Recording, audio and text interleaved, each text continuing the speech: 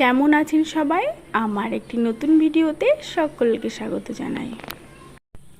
অনুষ্ঠানের শুরুর দিনটা যতটাই আনন্দ দিয়ে শুরু হয়, শেষের দিনটা একটু হলেও মন খারাপ হয়ে যায়। শুরুর শেষ তো আছেই, এটাই নিয়ম। আবার এই আনন্দের জন্য একটা বছরের অপেক্ষা।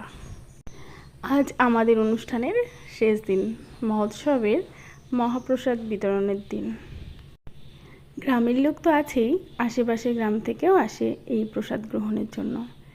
আর পাড়ার ছেলে মেয়েরা সকলে মিলেই এই অনুষ্ঠানে যোগদান করেন। আর এই যে আমাদের মদনমোহন, যার প্রাঙ্গণেই এই অনুষ্ঠান। আর এই যে দেখুন আমার দুটো কাকুর মেয়ে, এরা মন্দিরের সামনে বেঞ্চ রাখা ছিল, ওখানে এসে বসে খাচ্ছে। আমি ওদেরকে বলছিলাম, কী রে তোরা এখানে কেন? বলে কি স্পেশাল ব্যবস্থা। আর এখানে ছিল পার্সেলের ব্যবস্থা, মানে যেসব ভক্তগণ এসেছেন, প্রসাদ নিয়েছেন এবং বাড়ির জন্য নিয়ে যাবেন তাদের জন্য।